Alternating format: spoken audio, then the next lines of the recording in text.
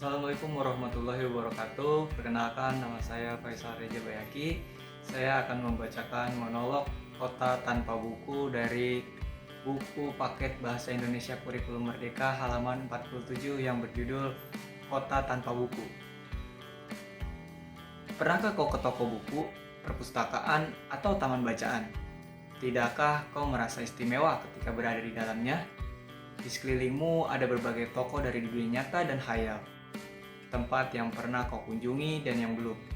Informasi dan cerita dari masa lalu, masa kini, dan masa depan. Semua berpadu, semua berada dalam genggamanmu. Saat berada di antara buku, tidakkah kau merasa menjadi raja dan ratu? Ruang dan waktu seolah menyatu tanpa batas. Kau bisa terbang melintasi sekat negara dan melewati berbagai zaman.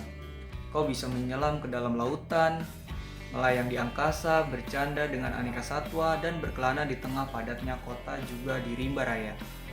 Kau tahu, buku adalah jendela dunia, kunci pengetahuan, dan pintu wawasan. Muhammad Hatta, sang proklamator berkata, "Aku rela di penjara asalkan bersama buku, karena dengan buku, aku bebas." Melalui buku, manusia terbebas dari ketidaktahuan.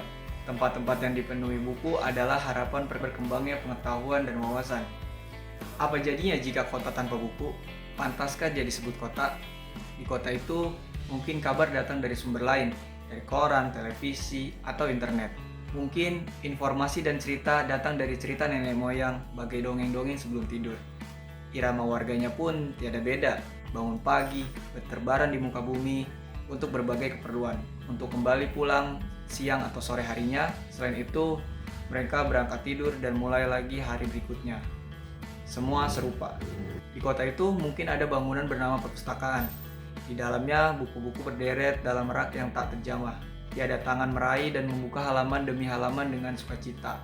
Mungkin juga ada tumpukan buku di sudut-sudut sekolah yang sepi dan berdebu. Jarang dikunjungi, jarang dibaca, buku-buku di sana teronggok tanpa nyawa. Bagaimana di kotamu?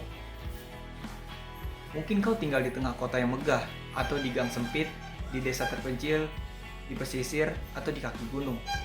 Adakah perpustakaan, taman bacaan, atau toko buku di dekat rumahmu? Jika ada, apakah tempat itu menjadi wadah berkumpulnya anak-anak dan warga, menjadi pusat berkembangnya wawasan dan pengetahuan, atau hanya menjadi pajangan? Maukah kau menjadi orang yang menghidupkannya? Kau bisa mengunjunginya dan mengajak teman-temanmu membaca dan berbagi cerita di sana. Jadikan tempat itu sumber kegembiraan dan pengetahuan. Jika tempat itu belum ada, maukah kau menjadi orang yang mulai menghadirkannya? Kau bisa memulainya dari sebuah sudut di teras rumahmu. Ajak teman-temanmu memulai langkah baru, jangan biarkan waktu berlalu tanpa buku. Siapapun dirimu, bersahabatlah dengan buku. Dia akan menjadi teman setiamu sepanjang waktu. Sekian monolog dari saya. Assalamualaikum warahmatullahi wabarakatuh.